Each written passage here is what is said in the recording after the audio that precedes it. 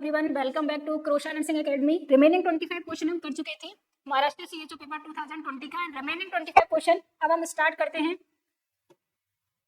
Free content में जाके आपको पेपर सॉल्यूशन मिल जाएंगे। इसके लिए क्रोशा नर्सिंग एकेडमी का ऐप आप प्ले स्टोर से डाउनलोड करिए।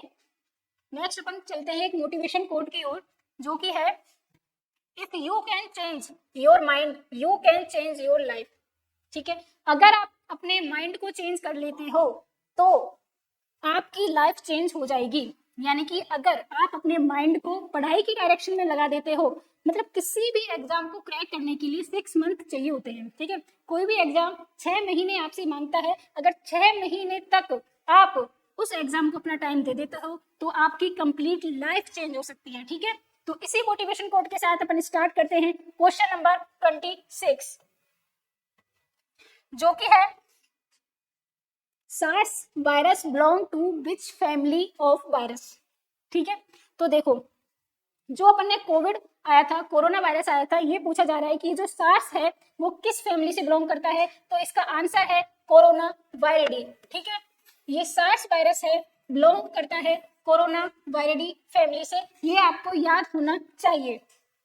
नेक्स्ट क्वेश्चन आता है इन IDSP when people come to the health center and information is collected is called, मतलब उसको क्या बोलेंगे। ठीक है, तो इसमें पूछा गया है कि IDSP, सबसे पहले जो ये IDSP है इसकी फुल फॉर्म क्या होती है। IDSP की फुल फॉर्म होती है बच्चों इंटीग्रेटेड डेवलपमेंट सर्विलेंस प्रोग्राम। और ये जो इंटीग्रेटेड डेवलपमेंट सर्विलेंस प्रोग्राम है ये 2 टाइप से कंडक्ट किया जाता है। फर्स्ट होता है एक्टिव सर्विलेंस एंड सेकंड होता है बच्चों पैसिव सर्विलेंस। एक्टिव सर्विलेंस के अंदर क्या होता है, मान के चलो किसी विलेज में CHC है और उस CHC पर विलेज के लोग आते हैं और CHO से क्वेश्चन पूछते हैं किसी भी डिजीज के बारे में, उस डिजीज के बारे में इंफॉर्मेशन कलेक्ट करते हैं। तो इस टाइप का सर्विलेंस क्या होता है, एक्टिव सर्विलेंस होता है। यानी कि रूरल या जो अर्बन एरिया के लोग हैं खुद आगे एक्टिव इन्वॉल्वमेंट दे रहे हैं, अपना एक्टिव पार्टिसिपेशन दे रहे हैं और किसी भी डिजीज के बारे में इंफॉर्मेशन मांग रहे हैं। तो इस प्रकार का जो सर्विलेंस है वो कौन सा है, एक्टिव सर्विलेंस। सेकंड आता है बच्चों पैसिव सर्विलेंस। पैसिव सर्विलेंस में क्या होता है, जब कोई भी CHO या कोई भी आशा वर्कर रूटीन विजिट करती है रूरल एरिया में या अर्बन एरिया में, तो उस रूटीन विजिट के दौरान उसको जो न्यू केसेस मिलते हैं, ठीक है, या जिन न्यू केसेस की मॉनिटरिंग होती है, सैंपलिंग होती है, तो इस टाइप की जो सर्विलेंस होती है उसको बोलते हैं पैसिव। ठीक है, रूटीन चेकअप के दौरान हो रहा है, वो सामने से लोगों का पार्टिसिपेशन नहीं है, ठीक है, पॉपुलेशन का पार्टिसिपेशन नहीं है, तो इसको बोलते हैं पैसिव सर्विलेंस। इसमें एक सिंगल वर्ड से अपन डिफरेंशिएट करते हैं।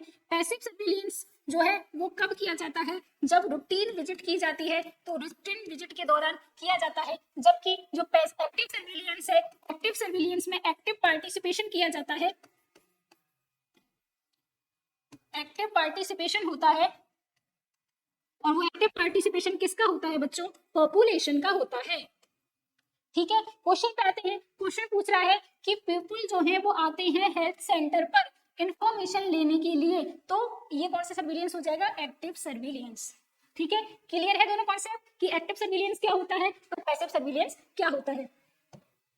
नेक्स्ट क्वेश्चन है बच्चों in NPCDS the criteria for the diagnosis of type 2 diabetes mellitus using venous blood। ठीक है, तो इसमें टोटली ये पूछा जा रहा है जो NPCD था, यानी national programme for control and prevention of cancer, diabetes, cardiovascular disease and stroke. तो इसके अंदर जो डायबिटीज है, उस डायबिटीज को रूल आउट करने के लिए जो क्राइटेरिया है वो क्या है, तो इसके लिए हम 3 चीजों को देखेंगे। सबसे फर्स्ट कि नॉर्मल जो ब्लड शुगर लेवल होता है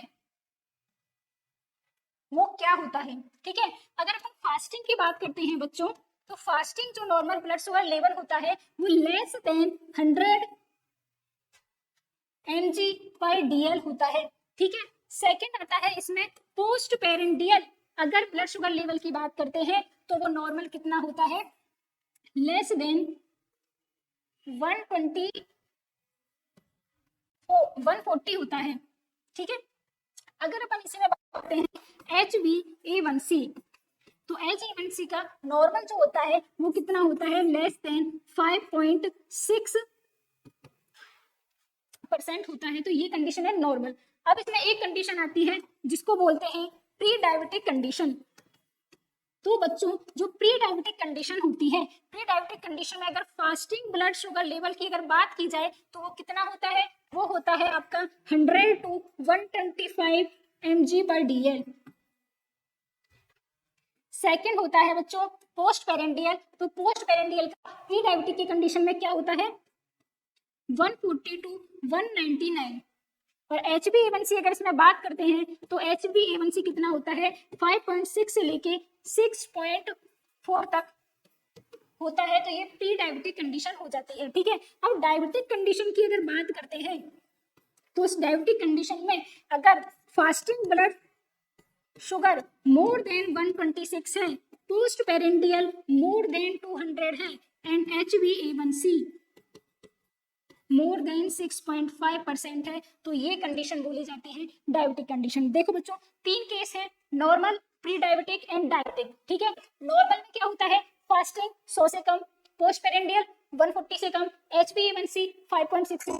अब जो प्री डायबिटिक है उस केस में फास्टिंग देखो 100 to 125, पोस्ट पेरेंडियल 140 से 199 एंड HbA1c 5.6 से लेकर 6.4। और लास्ट में आती है डायबिटिक कंडीशन। डायबिटिक कंडीशन अगर बात करते हैं तो फास्टिंग होती है मोर देन 126, पोस्ट पेरेंडियल होता है मोर देन 200 एंड HbA1c होता है मोर देन 6.5। ठीक है, तो इसमें देखिए डायबिटिक के बारे में पूछा गया है ना कि प्री डायबिटिक के बारे में। तो इसमें क्या क्राइटेरिया होंगे, फास्टिंग जो होगा वो मोर देन होगा 126 एंड जो पोस्ट पेरेंडियल ग्लूकोज होगा वो मोर देन 200 होगा। तो आंसर इसका जाएगा डी। ठीक है, नेक्स्ट क्वेश्चन पे आते हैं। Same national programme for control and prevention of cancer, diabetes, cardiovascular disease and stroke. ठीक है, तो अब इसमें पूछा गया है हाइपरटेंशन का क्या क्राइटेरिया रहेगा। तो देखो अगर हाइपरटेंशन 140 से 159 है, सिस्टोलिक ब्लड प्रेशर, ठीक है, इससे ज्यादा है, और अगर डायस्टोलिक ब्लड प्रेशर कितना है 90 से 99 के बीच में है, तो ये केस बोला जाता है हाइपरटेंशन स्टेज फर्स्ट का। किसका बोला जाता है बच्चों, हाइपरटेंशन स्टेज फर्स्ट का केस होता है ये। अगला क्वेश्चन आता है, ये क्वेश्चन है पेप स्मीयर से, सर्वाइकल कैंसर से। ठीक है, क्वेश्चन है फॉर द एज दे रखी है इसमें 30 to 65 एज की फीमेल है और उसमें पेप स्मीयर टेस्ट करना है, तो उसको रिपीट कितने ईयर से करेंगे। तो इसमें दो केस आते हैं बच्चों, अगर फीमेल की एज 21 से 30 के बीच में है तो पेप स्मीयर को एवरी 3 ईयर से अपन रिपीट करते हैं, और अगर फीमेल की एज 30 से लेके 65 ईयर तक है तो पेप स्मीयर को रिपीट करते हैं एवरी 5 ईयर। लेकिन अब इसमें पेप स्मीयर के साथ अपन क्या करते हैं, HPV वायरस DNA टेस्टिंग भी ऐड कर देते हैं, जिसको भी रिपीट किया जाता है एवरी 5 ईयर। ओके, ये दोनों चीज याद रखनी है। अब इसमें पूछा गया है एज लिमिट कितनी है, 30 से 65। अब देखो 30 से 65 में कब रिपीट कर रहे हैं, एवरी 5 ईयर में रिपीट कर रहे हैं, तो इसका आंसर जाएगा ए, एवरी 5 ईयर। तो जो बच्चों पेप स्मीयर का टेस्ट किया जाता है सर्वाइकल कैंसर की स्क्रीनिंग के लिए किया जाता है, जिससे अर्ली डायग्नोसिस हो सके और अगली ट्रीटमेंट हो सके सर्वाइकल कैंसर का। Common criteria for cataract surgery, यानी कि अगर किसी पर्सन को कैटरेक्ट है तो उस कंडीशन में कौन से क्राइटेरिया है जो अगर फुलफिल होते हैं तभी हम कैटरेक्ट सर्जरी परफॉर्म की जाती है। तो वो 3 क्राइटेरिया है, कौन से, अगर वो पर्सन कैटरेक्ट के कारण उस पर्सन के विजन में प्रॉब्लम आ जाए, यानी कि विजुअल इम्पेयरमेंट हो जाए। सेकंड, अगर कैटरेक्ट का मैचुरेशन हो जाए, ठीक है, कैटरेक्ट की भी मतलब एक स्टेज होती है, मैच्योर कैटरेक्ट, इमेच्योर कैटरेक्ट। तो इस तरीके से अगर वो कैटरेक्ट फुली मैच्योर हो जाता है तो उस कंडीशन में भी हमको सर्जरी परफॉर्म करनी पड़ती है। थर्ड आता है कि अगर कैटरेक्ट मैच्योर हो गया और मैच्योर कैटरेक्ट की वजह से जो क्या आते हैं कॉम्प्लिकेशन अराइज होते हैं, उस कॉम्प्लिकेशन अगर अराइज हो गए हैं तो उनके लिए भी परफॉर्म की जाती है कैटरेक्ट सर्जरी। और कॉम्प्लिकेशन जैसे कि इंट्राऑक्यूलर प्रेशर अगर इंक्रीज हो जाए, और सेकंड कॉम्प्लिकेशन आता है अगर क्या हो जाए, इन्फ्लामेशन हो जाए, ठीक है, इन्फ्लामेशन हो जाए और आईओपी राइज हो जाए, तो उस कंडीशन में परफॉर्म की जाती है कैटरेक्ट सर्जरी। इसलिए इसका आंसर जाएगा D, all the above. Next question की तरफ अपन बढ़ते हैं। The cause of congenital deafness in children, यानी कि कोई बच्चा है और उस बच्चे में कॉन्जेनाइटल डीफनेस है तो उसका क्या रीजन हो सकता है। तो सबसे फर्स्ट बर्थ इंजरी, यानी कि बर्थ के दौरान, पेरीनेटल पीरियड के दौरान अगर उस बच्चे की जो सेंसरी और जो हियरिंग नर्व होती है अगर वो डैमेज हो जाती है ड्यू टू किसी भी ट्रॉमा की वजह से, अगर जैसे इंस्ट्रूमेंटल डिलीवरी हो रही है या वैक्यूम डिलीवरी हो रही है, फोर्सेप डिलीवरी हो रही है, तो उसकी वजह से अगर कोई भी बर्थ इंजरी हो जाए, वो नर्व डैमेज हो, हियरिंग नर्व, तो उसकी वजह से क्या होता है, बच्चे में परमानेंट हियरिंग हो सकती है। सेकेंड हेरिडिटरी, यानी कि उसके मदर एंड फादर से अगर हियरिंग का जीन उस बच्चे के अंदर नहीं आया है तो हेरिडिटरी भी उस बच्चे को कॉन्जेनिटल डीफनेस हो सकती है। थर्ड आता है रूबेला। अब इसके लिए तो आप भली भांति से परिचित हो कि रूबेला जो होता है अगर मदर को है तो बेबी में कॉन्जेनिटल रूबेला सिंड्रोम अराइज होता है, और ये कॉन्जेनिटल रूबेला सिंड्रोम है इसको अपन पहले ही पढ़ चुके हैं। इसका एक ट्रायड देखने को मिलता है। इस ट्रायड का एक पार्ट होता है कि बच्चे में क्या होगा, कैटरेक्ट होगा, और एक पार्ट ये होता है कि बच्चे में क्या होती है, डीफनेस होती है, और एक पार्ट है बच्चे में कॉन्जेनिटल हार्ट डिजीज यानी कि CHD होती है। ठीक है, तो इसका आंसर हो जाएगा ऑल ऑफ द अबव। अगला क्वेश्चन आता है बच्चों, is a suppurative infection in the lacrimal sac, यानी कि हमारा जो लेक्राइमल सैक है उसका कौन सा इन्फेक्शन है, मतलब हमको इनमें से बताना है इनमें से कौन सा इन्फेक्शन है जो लेक्राइमल सैक का है। सबसे फर्स्ट है एक्यूट टेक्रोसिस्टाइटिस, सेकेंड सिस्टी, एंड थर्ड है होरिडोलम इंटरनम। इंटरनम, ठीक है, तो इसका answer all of the above जाएगा। अपन इसके डायग्राम देख लेते हैं। देखो ये जो कंडीशन है, इस कंडीशन में ये जो लेक्राइमल डक्ट है, इस लेक्राइमल डक्ट में ही इन्फेक्शन हो रहा है और इस इन्फेक्शन की वजह से स्वेलिंग हो चुकी है, इसको बोलते हैं डेक्रोसिस्टाइटिस।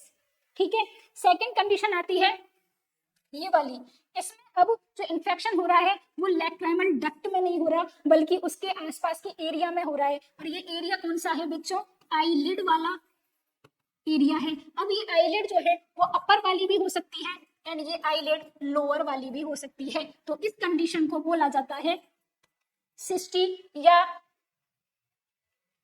हॉरिडोलम इंटरनम। ठीक है, अब ये जो है सिस्टी या हॉरिडोलम इंटरनम जो होता है वो अपर आईलिड में भी हो सकता है, वो लोअर आईलिड में भी हो सकता है, वो इंटरनली भी हो सकता है और वो एक्सटर्नली भी हो सकता है। ठीक है, आईलिड के अंदर भी हो सकता है, आईलिड के बाहर भी हो सकता है, तो इसका आंसर जाता है all of the above.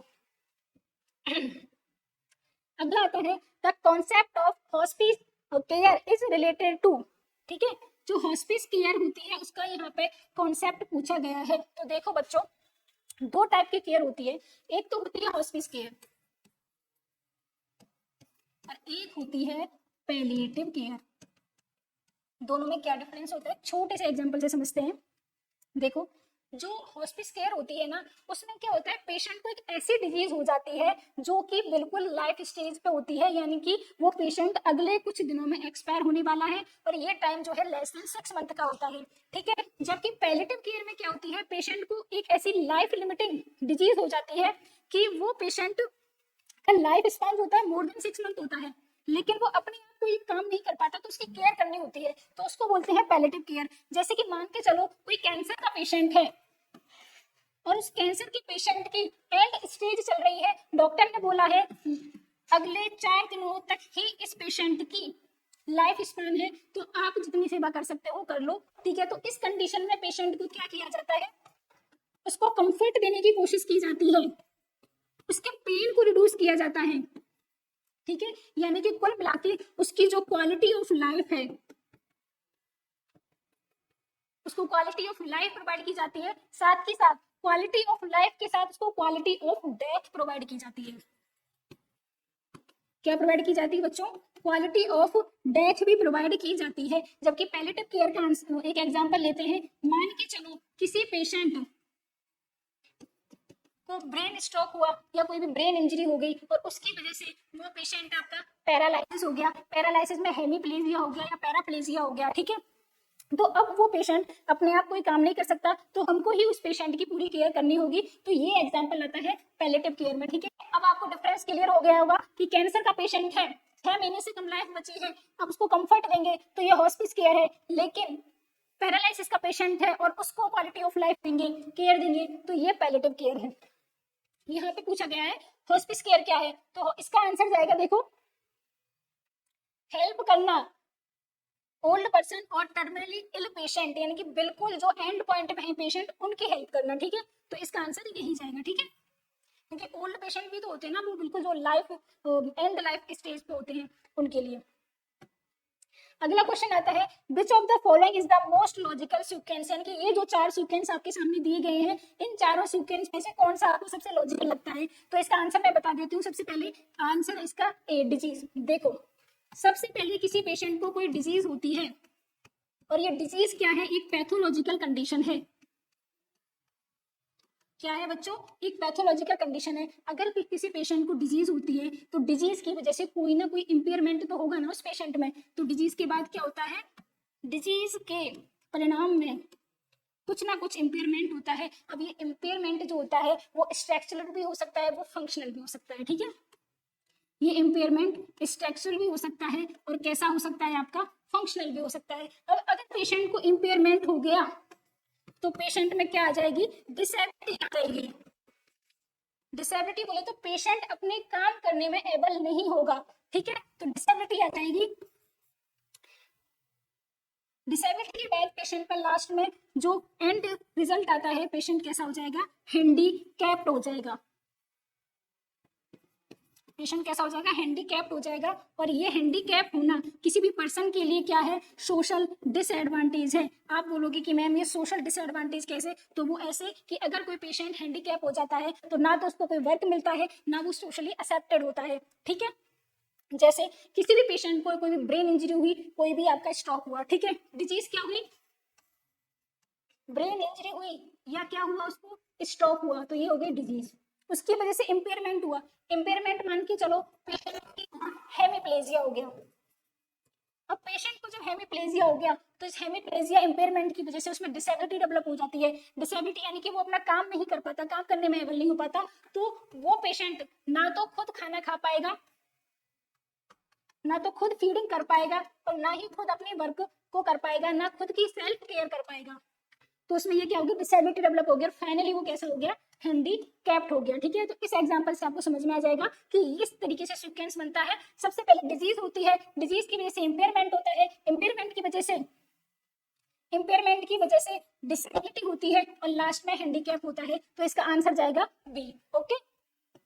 Next question आता है inflammation of the gums is known as, यानी कि हमारे जो मसूड़े होते हैं, हमारे गम्स होते हैं, उनका इन्फ्लामेशन जो है उसको क्या बोलते हैं, जिंजिवाइटिस बोलते हैं, ठीक है। इसका एक डायग्राम देखते हैं। देखो यहाँ पे ये इन्फ्लामेशन हो रहा है। अब देखो कुछ लोग ऐसे होते हैं जो पूरे ओरल हाइजीन होता है उनका, ठीक है, ओरल हाइजीन को अच्छे से नहीं करते। तो जब वो ओरल हाइजीन अच्छे से नहीं करते तो उसकी वजह से उनके दांतों पे क्या डेवलप हो जाता है, प्लेग डेवलप हो जाता है। और इस प्लेग के कारण आगे चल के क्या होता है, मसूड़ों में देखो ब्लीडिंग स्टार्ट हो जाती है, ठीक है, क्या स्टार्ट हो जाती है, ब्लीडिंग स्टार्ट हो जाती है। एंड लास्ट में क्या होते हैं, ये गम्स जो हैं वो स्वेल कर जाते हैं, और इन गम्स की स्वेलिंग को ही क्या बोला जाता है, जिंजिवाइटिस। क्या बोला जाता है बच्चों, जिंजिवाइटिस बोला जाता है। देखो पूरे गम्स जो है स्वेल कर रहे हैं ड्यू टू दिस प्लेग। अब ये जो है जिंजिवाइटिस होता है वो कैसा होता है, रिवर्सिबल होता है, यानी कि अगर आप अपने ओरल को वापस से मेंटेन कर लोगे तो आपकी जिंजिवाइटिस भी आपका क्या हो जाएगी, रिजॉल्व हो जाएगी।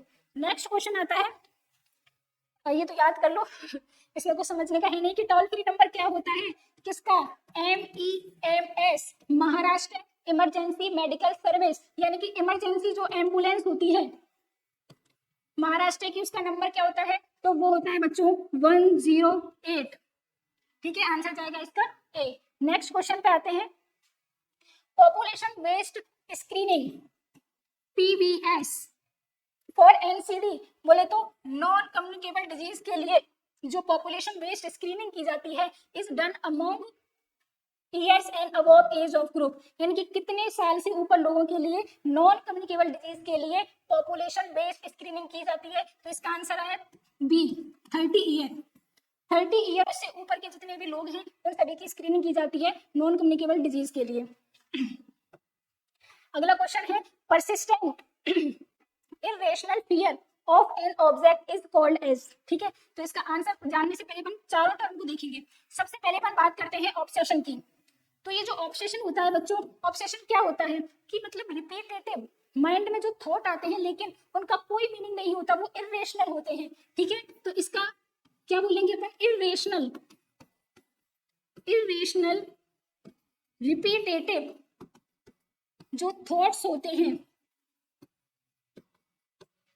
इरेशनल रिपीटेटिव जो थॉट्स होते हैं उनको बोलते हैं ऑब्सेशन। और ऑब्सेशन के रिजल्ट में ही किया जाता है बच्चों कंपल्शन। कंपल्शन जो होता है वो एक एक्ट होता है, ठीक है। तो यहाँ पे अपन लिख देते हैं रिपीटेटिव एक्ट, जो कि कैसा होता है, ये भी इरेशनल होता है, उसको क्या बोलते हैं, कंपल्शन बोलते हैं। मान के चलो अगर कोई एक पर्सन है जो ओसीडी का है, उस पर्सन को ये है कि मेरे हैंड जो है वो क्लीन नहीं है, हैंड डर्टी है, तो उसके माइंड में बार बार से ये थॉट आ रहा है कि मेरे हैंड डर्टी है, तुमको हैंड वॉश करना चाहिए। तो ये जो थॉट आ रहा है, इस रिपीटेटिव थॉट को क्या बोलते हैं, ऑब्सेशन बोलते हैं। अब इस रिपीटेटिव थॉट की रिजल्ट में वो क्या करता है, हैंड वॉश करता है, बार बार 10 to 50 टाइम हैंड वॉश करता है, फिर भी उसको लगता है कि नहीं अभी भी मेरे हैंड डर्टी है, तो वापस से हैंड वॉश करता है। तो ये प्रोसेस जो है इसको बोलते हैं कंपल्शन, ठीक है। अब आता है डिल्यूजन। तो डिल्यूजन क्या होता है, डिल्यूजन जो होता है एक फिर्म एंड फॉल्स बिलीफ होता है। क्या होता है बच्चों, एक फिर्म एंड फॉल्स बिलीफ होता है, यानी कि एक पर्सन है उसके अंदर डिल्यूजन ऑफ ग्रैंडुलोसिटी है, यानी कि वो अपने आप को सबसे महान समझता है, भगवान समझता है, गॉड समझता है। तो इस डिजीज को बोलते हैं, इस डिल्यूजन को बोलते हैं डिल्यूजन ऑफ ग्रैंडोसिटी, यानी कि उसको कितना भी समझा ले कोई, लेकिन फिर भी वो किसी की बात नहीं समझता, क्योंकि उसका जो बिलीफ है वो कैसा है, फिर्म है, लेकिन कैसा है, फॉल्स भी है। तो इसका आंसर जाएगा फोबिया, यानी कि परसिस्टेंट, यानी कि बिल्कुल कंटिन्यूटी बना रहता है फियर की, ठीक है, जो कि इरेशनल होता है किसी भी एक ऑब्जेक्ट से, तो उसको बोलते हैं फोबिया। फोबिया के टाइप्स होते हैं, जैसे बात करते हैं, जैसे कि एरोफोबिया, एरोफोबिया यानी कि किसी को हवा से डर लगता है तो एयरप्लेन में जाने से डर लगेगा। गेमोफोबिया, कोई लोग होते हैं जिनको शादी से डर लगता है तो उसको बोलते हैं, टर्म दिया जाता है गेमोफोबिया। साइनोफोबिया, जिनको कैट से डर लगता है उसको बोलते हैं साइनोफोबिया, ठीक है। इसी तरीके से बहुत सारे एग्जांपल हैं, टाइप्स हैं इसके। अगला क्वेश्चन आता है व्हाट्स ट्रू अबाउट डिमेंशिया, यानी कि डिमेंशिया के बारे में क्या सही है ये आपको बताना है। देखो सबसे पहले जो डिमेंशिया होता है, डिमेंशिया क्या है, एक डिमेंशिया एक न्यूरो डीजनरेटिव, क्या है, एक न्यूरो डीजनरेटिव डिसऑर्डर है, जिसके अंदर मोस्ट कॉमनली कौन आता है, अल्जाइमर डिजीज आती है, ठीक है, अल्जाइमर डिजीज आती है। और ये अल्जाइमर डिजीज होती है वो मोस्टली जैसे जैसे एज इंक्रीज होती है, यानी कि ओल्ड एज के लोगों में अल्जाइमर डिजीज क्या होती है, ज्यादा होती है। और इस अल्जाइमर डिजीज या इस डिमेंशिया के बारे में अगर पूछा जाए इस क्वेश्चन में क्या सही है, तो अपन देखते हैं dementia is one of the major cause for disability and dependency among older people world wide, यानी कि डिमेंशिया अगर हो जाता है तो लोग जो हैं वो अपने दूसरे लोगों पे क्या हो जाते हैं, डिपेंड हो जाते हैं। तो ये आंसर बिल्कुल सही है, हाँ हो जाते हैं। Alzheimer disease is the most common form of dementia, तो ये भी सही है, अल्जाइमर डिजीज होती है वो मोस्ट कॉमन फॉर्म होती है डिमेंशिया का। नेक्स्ट होती है बच्चों, although dementia mainly affect older people but it is not a normal part of aging। मैंने अभी बोला कि जैसे जैसे एज बढ़ती है तो डिमेंशिया के होने के चांसेस ज्यादा होते हैं, लेकिन इसका मतलब ये नहीं कि ये जो है वो आपका एजिंग का नॉर्मल पार्ट है, ठीक है। तो इसका आंसर जाएगा D, all of the above. Next question आता है IQ इज कैलकुलेटेड बाई, यानी कि अपन को IQ कैलकुलेट करना है तो IQ का फॉर्मूला होता है mental as upon chronological age into 100। कौन सा दिख रहा है आपको, फर्स्ट है, ठीक है। एक एग्जांपल से समझते हैं, मान के चलो एक बच्चा है जिसकी एज कितनी है, 2 ईयर है, और वो 2 ईयर का बच्चा क्या बना लेता है, ड्रॉ कर लेता है, उसकी ड्राइंग स्किल के बारे में बोले तो प्लस को ड्रॉ कर लेता है। लेकिन हम जानते हैं कि एक बच्चा जब तक 4 ईयर का होता है नॉर्मली तभी वो प्लस को ड्रॉ कर पाता है, लेकिन इस बच्चे के केस में क्या है, 2 साल का बच्चा है लेकिन ड्रॉ कर पा रहा है प्लस, ठीक है। तो इसका आई को अगर कैलकुलेट करते हैं तो कितना आएगा, मेंटल एज वो होती है कि कोई काम जिस एज में परफॉर्म किया जाता है उसकी एक फिक्स या लिमिट होती है कि 4 साल का बच्चा तो प्लस को ड्रॉ करना ही चाहिए, उससे पहले कर लिया तो और अच्छी बात है, लेकिन 4 साल से ऊपर नहीं होनी चाहिए उसकी एज। तो ये है उसकी मेंटल एज। क्रोनोलॉजिकल एज क्या होती है, जो उसकी एक्चुअल एज होती है ना उसको बोलते हैं क्रोनोलॉजिकल एज, ठीक है। तो मेंटल एज उसकी कितनी है, 4 ईयर, क्रोनोलॉजिकल एज है कितनी 2 इंटू 100, तो इसका IQ आएगा 200, बहुत ज्यादा है ना। ठीक इसी प्रकार एक बच्चा है जो कि सिलेंडर को ड्रॉ करता है, सिलेंडर को ड्रॉ करता है, वो कितना 6 ईयर का है, और 6 ईयर में वो सिलेंडर को ड्रॉ कर लेता है, लेकिन जो एक्चुअल एज चाहिए सिलेंडर के लिए वो कितनी होती है 9 ईयर होती है। तो इसको भी सॉल्व करेंगे तो इसका IQ आएगा mental as 9 upon chronological age 6 into 100, तो इसका आंसर आएगा 150 IQ। ठीक है, नेक्स्ट क्वेश्चन अपन देखते हैं, Which day is celebrated as the International Yoga Day? ये सभी को याद होगा, जून 21। जून 21 को सेलिब्रेट किया जाता है international yoga day for improvement of mental and physical health at globally. अगला क्वेश्चन है, the best way to plot the geographical distribution of disease, यानी कि डिजीज के जियोग्राफिकल डिस्ट्रीब्यूशन के लिए कौन सा मैप जो है वो यूज किया जाता है, तो इसका आंसर है स्पॉट मैप। देखो ये जो है एक तरीके का क्या है, स्पॉट मैप है। स्पॉट मैप के अंदर क्या किया जाता है, कोई भी डिजीज है उस डिजीज का डिस्ट्रीब्यूशन, यानी कि कोई पर्टिकुलर लोकेशन है, कोई पर्टिकुलर कंट्री है, उस कंट्री में पर्टिकुलर कोई स्टेट है, उसके अंदर उस डिजीज के कितने केस अराइज हो रहे हैं, तो इसको जो एकदम मैप पे ड्रॉ किया जाता है वो किया जाता है स्पॉट मैप पे। जैसे कि ये एग्जांपल है मलेरिया के केसेस अफ्रीका, ठीक है। तो देखो इस तरीके से स्पॉट्स में ये जो है पूरे अफ्रीका कॉन्टिनेंट में शो किया गया है, ये है स्पॉट मैप। अगला ये हिस्टोग्राम, इस तरीके का होता है, कुछ हिस्टोग्राम तो ये यूजफुल नहीं होता डिजीज के डिस्ट्रीब्यूशन के लिए। ठीक है, ये जो है वो पाई चार्ट है, सभी जानते हैं, तो ये भी नहीं होता है जियोग्राफिकल डिस्ट्रीब्यूशन ऑफ डिजीज के लिए, और ये जो है क्या है, एक बार डायग्राम है। तो इस क्वेश्चन का आंसर क्या जाएगा, स्पॉट मैप जाएगा। ठीक है, अगला क्वेश्चन है, is one of the limb of अष्टांग योगा। तो देखो इंडिया में जो योगा प्रैक्टिस की जाती है उसी का एक टाइप है अष्टांग योगा। अष्टांग, अष्टांग में अष्ट आ रहा है, अष्ट का संस्कृत में मतलब होता है अष्ट और हिंदी में होता है 8, यानी कि एक ऐसी योगा की फॉर्म जिसमें 8 क्राइटेरिया होते हैं या 8 उसके पैरामीटर्स होते हैं। ठीक है, उन 8 पैरामीटर्स में ही किसी एक का नाम पूछा गया है कि क्या इनमें से वो कौन सा है अष्टांग योगा का, तो उसके लिए अपन को इसके 8 पैरामीटर्स देखने होंगे। सबसे फर्स्ट पैरामीटर होता है इसका यामा। यामा का मतलब होता है जो एक्सटर्नल डिसिप्लिन होता है, यानी कि सोसाइटी के जो एथिक्स होते हैं, ठीक है, एथिकल कॉन्स्टिट्यूशन होता है, वो यामा के अंदर आता है। सेकंड इसमें आता है नियमाज। नियमाज का मतलब नियम, नियम यानी कि सेल्फ डिसिप्लिन। थर्ड इसके अंदर आता है आसनास। आसनास का मतलब होता है जो बॉडी के जो पोस्चर होते हैं योगा के दौरान वो। फोर्थ आता है ध्याना। ध्याना का मतलब होता है मेडिटेशन। फिफ्थ आता है प्राणायाम। प्राणायाम, प्राणायाम का मतलब होता है ब्रीथ को कंट्रोल करना। एंड सिक्स आता है इसमें धारणा। धारणा का मतलब होता है हमारी जो कंसंट्रेशन होती है उसको बोलते हैं यहाँ पे धारणा। और सेवंथ होता है इसमें समाधि। समाधि होती है, समाधि का मतलब होता है एकदम पीस में। ठीक है, तो इस तरीके से 8 पैरामीटर्स होते हैं अष्टांग योगा के, उनमें से एक पैरामीटर इसमें दिया गया है, इसका आंसर क्या गया, नियमास। नियमास का मतलब होता है सेल्फ डिसिप्लिन। ठीक है, अगला क्वेश्चन है, एज पर SRS data 2015 and 70 the MMR maternal mortality rate of Maharashtra कितनी है। तो पुराना मतलब डाटा है जो कि कितना है 55 है, लेकिन अब ये जो मैटरनल मोर्टेलिटी रेट है MMR वो क्या हो चुकी है, डिक्रीज हो चुकी है। ठीक है, और MMR डिक्रीज होने का मतलब है उस कंट्री की ग्रोथ जो है वो इंक्रीज हो रही है। ठीक है, यानी कि कंट्री का क्या हो रहा है, डेवलपमेंट हो रहा है, या कोई भी स्टेट है, स्टेट का डेवलपमेंट हो रहा है। अगला आता है in COVID surveillance for non comorbid condition any temperature of greater is considered as fever. यानी कि कोविड केसेस में अपन सबसे पहले क्या चेक करते थे, फीवर चेक करते थे कि अगर किसी पेशेंट का टेम्परेचर इंक्रीज है तो हम उसको सस्पेक्ट कर देते थे कि इसको कोविड हो सकता है, उसको आइसोलेट कर देते थे। ठीक है, टेम्परेचर का क्राइटेरिया पूछा गया है, इसका आंसर आएगा 100.4 डिग्री फ़ारेनहाइट। अगर किसी पर्सन का टेम्परेचर 100.4 डिग्री फ़ारेनहाइट से ज्यादा है तो उसको कंसीडर कर लिया जाता था फीवर और उसको आइसोलेट कर दिया जाता था इन केस ऑफ कोविड। और इसके लिए आपको पता है जब अपन कोविड का टाइम चल रहा था तो उस टाइम पे एक थर्मोमीटर यूज करते थे और वो डिजिटल थर्मोमीटर। ठीक है, डिजिटल थर्मामीटर यूज करते थे, बट उस डिजिटल थर्मामीटर में कौन सी आर्टरी का यूज किया जाता था टेम्परेचर के मॉनिटरिंग के लिए? तो आर्टरी यूज की जाती थी temporal artery, temporal artery use की जाती थी। और कहाँ पे लगाते थे उसको?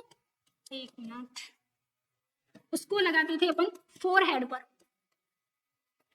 ठीक है, यहाँ पे वो मशीन लगाते थे और उससे टेम्परेचर को नोट डाउन कर लेते थे। तो ये इसका आंसर जाएगा। अगला और लास्ट क्वेश्चन है, dysphagia is a defect that causes difficulty in. तो अब देखो इन सभी को अपन को देखना होगा। स्वेलिंग, swallowing में अगर डिफिकल्टी आती है तो उसको टर्म दिया जाता है डिस्फेजिया,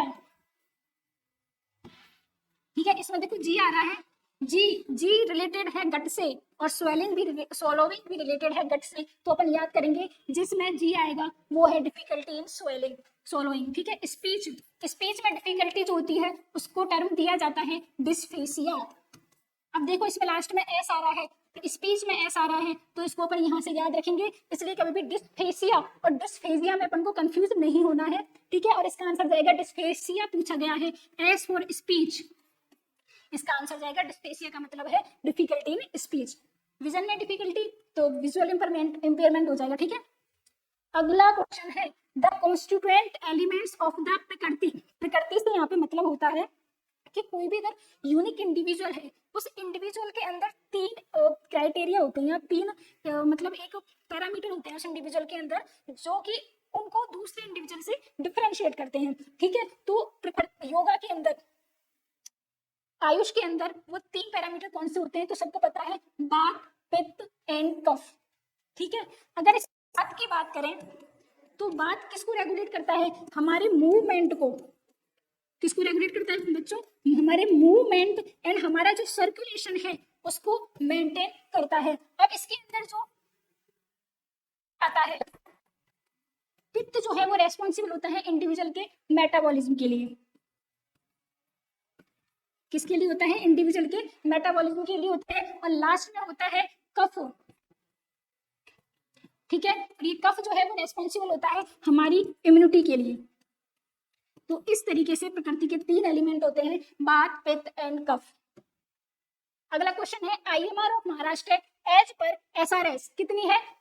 19। याद करो, अभी भी ये जो है 2016-18 का पैरामीटर है। अब आईएमआर जो है वो क्या हो गई है? कम हो गई है, यानी कि स्टेट का डेवलपमेंट हो रहा है, इन्फेंट मोर्टेलिटी रेट कम हो रही है। अगला क्वेश्चन है, who is a covid suspected case, यानी कि कोविड-19 का सस्पेक्टेड केस अपन किसको बोलेंगे? उसके दो क्राइटेरिया हैं।